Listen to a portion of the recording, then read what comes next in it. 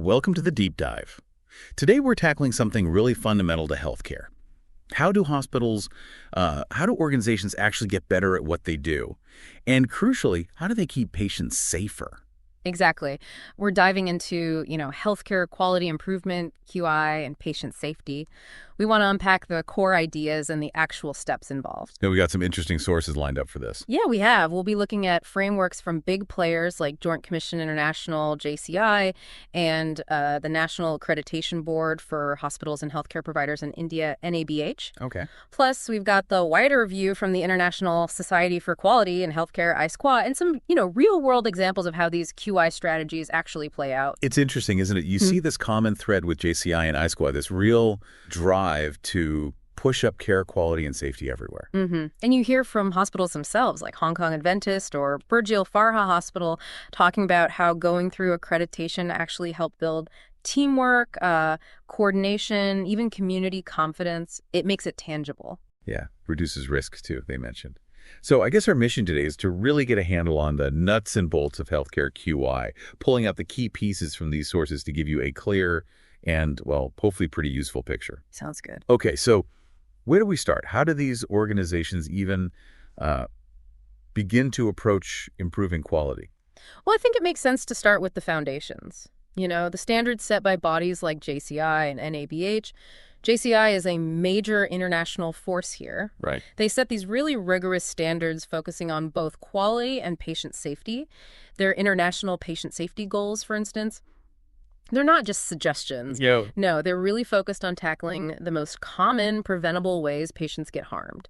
They basically give organizations a roadmap if they're aiming for accreditation. So these standards, they're not just sitting on a shelf. They're the actual benchmarks organizations get measured against. It helps them see where they are and where they need to improve. Precisely. It's like a detailed checklist for excellence, really. And, while JCI operates globally, NABH does something very similar, but specifically within India. They're part of the Quality Council of India, building accreditation programs suited to the Indian healthcare landscape. Ah, interesting. So you've got international standards and then nationally tailored ones. And where does ISQA fit into this picture? They sound a bit different. They are, slightly. ISQA takes a, let's say, broader view. They're less about setting specific rules for accreditation and more about fostering improvement globally. How so? Through things like education, sharing best practices, connecting people, and also through external evaluation programs. They're really building a worldwide quality improvement community. Wow. Yeah, and their network is huge, over 70 countries. It really shows this is a global effort, doesn't it? Everyone trying to learn from each other. It absolutely does. A shared challenge. Okay, so we have the standard setters, the community builders. Now let's get practical. A hospital decides, right, we need to improve X. What happens next? What does that process actually look like on the ground? Well, you definitely need a structured approach. It's not haphazard. We could maybe use a hypothetical like a ABC hospital to walk through the general steps you see again and again. Okay. So, step one, absolutely crucial. Identifying the problem. You've got to know what you're trying to fix. And that means data, right? I remember seeing that in the notes, whether it's our ABC hospital looking at patient flow or the Johns Hopkins example, digging into post-operative issues using AHRQ data. It's about using hard facts. Exactly right. Not just gut feelings. You analyze the data, get a clear picture, and then this is key. You formulate a really clear problem statement. Focuses the effort. Got it. Problem defined. Then what? Then you move to step two, developing the QI strategy. Okay, and this is where those SMART goals come in. Specific, measurable, achievable, relevant, time-bound. Yeah. Like ABC Hospital wanting to cut wait times or smooth out discharges. They need clear targets. Specific is about knowing exactly what you aim for. Measurable means you can track if you're getting there. Right, makes sense. And the strategy also includes figuring out how you'll get there, the interventions. For ABC, maybe that meant redesigning discharge planning, better patient education, maybe improving communication between wards. Okay, so problem ID'd with data, strategy built with SMART goals and specific actions. Step 3 must be doing it. Implementation. You got it. Step 3 is implementation.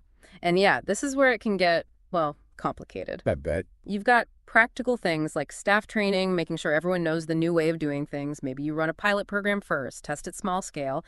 And critically, you need good change management. People need help adapting. That training piece feels huge. If the frontline staff aren't on board or don't understand, the whole thing falls apart, doesn't it? It really does. So once you've implemented, step 4 kicks in.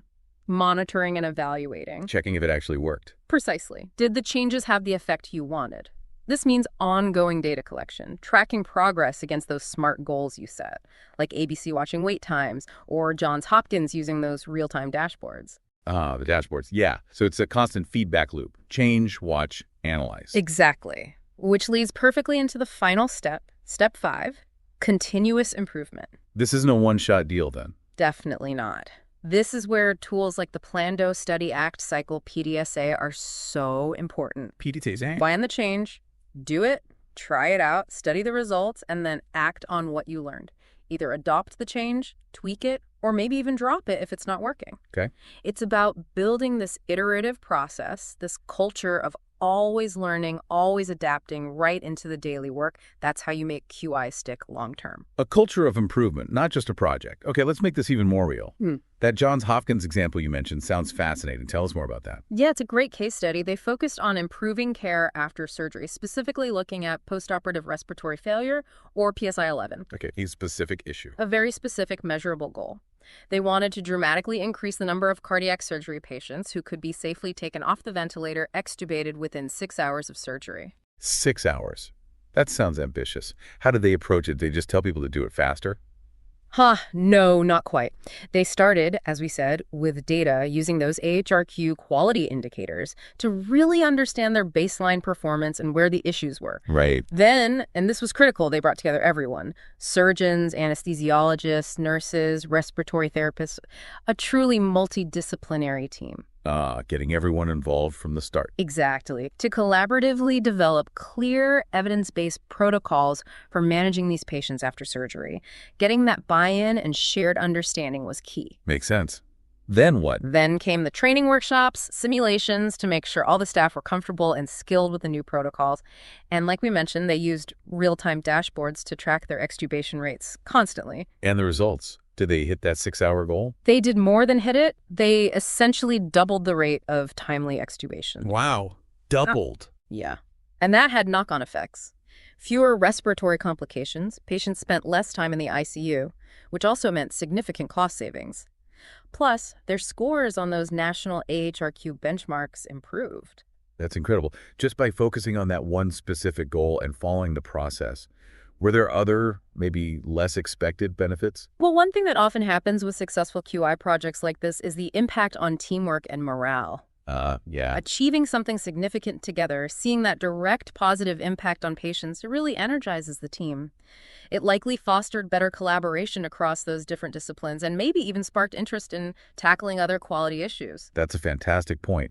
Success breeds success, and it builds a stronger team culture. It's also good to remember, as you said, hospitals aren't always alone in this. There are consultants like SupremeMedic helping with things like NABH accreditation. Providing that practical support. And events like JCI's upcoming Unify 2025 show how the whole community comes together to share what works. Absolutely. That knowledge sharing is vital for spreading best practices. Of course, it's not always smooth sailing, is it? Even with a good plan. Our ABC hospital example touched on challenges. What kind of roadblocks do organizations typically hit with QI? Oh, there are common ones. Resistance to change is probably at top of the list. People liking the old ways? Pretty much. Comfort zones are, well, comfortable. So introducing new processes can meet skepticism, sometimes real opposition. Then you have practical things like data quality issues. Is the data accurate, reliable? Yeah, garbage in, garbage out. Exactly. And just coordinating across different departments can be tough. Everyone has their own priorities, their own workflows. Getting everyone pulling in the same direction takes effort. And ABC Hospital's story gave some clues on how to handle that, like those focus groups. Yeah, talking to people, hearing concerns, providing more training, finding those change champions within teams to help push things forward. The champions, right. And clear communication is huge. ABC even assigned a project manager just to keep communication flowing between departments. And they tackled the data issue head-on, working with IT, even doing manual audits for a while. So being proactive, communicating constantly, and being flexible enough to tackle problems as they pop up. That sums it up pretty well. Adaptability is key. Okay, so if we boil all this down, for someone listening who wants the core principles of successful QI, what are the absolute must-haves? I'd say, based on everything we've discussed, number one is clear objectives. Those SMART goals are essential. You need to know where you're going. Right. Number two, comprehensive planning. But also number three, adaptability. You need a plan, but you also need to be ready to adjust when you hit bumps. Okay, plan but be flexible. And number four, underpinning everything is continuous monitoring and evaluation. You have to track your progress. You can't improve what you don't measure. Clear goals, solid planning, adaptability, and constant measurement. And it's not a project. It's an ongoing commitment. It's building a culture. Exactly. Well, for you listening, we really hope this deep dive has given you a clear, useful overview of these essential ideas and the actual steps involved in making healthcare better and safer. Yeah, absolutely. And look, understanding this stuff is valuable for anyone interacting with healthcare, patients, families, professionals. If you want to learn more, the websites for JCI, NABH, iSquare, great resources. Lots of other organizations focused on patient safety out there, too. Definitely worth checking out. Yeah. And maybe one final thought to leave you with. Healthcare is always changing, always evolving. So how can each of us, in whatever role we play, patient, caregiver, healthcare worker, how can we actively help build and sustain a culture where improving quality and safety isn't just a program, but it's just how things are done? Something to think about. Thanks for joining us for this deep dive.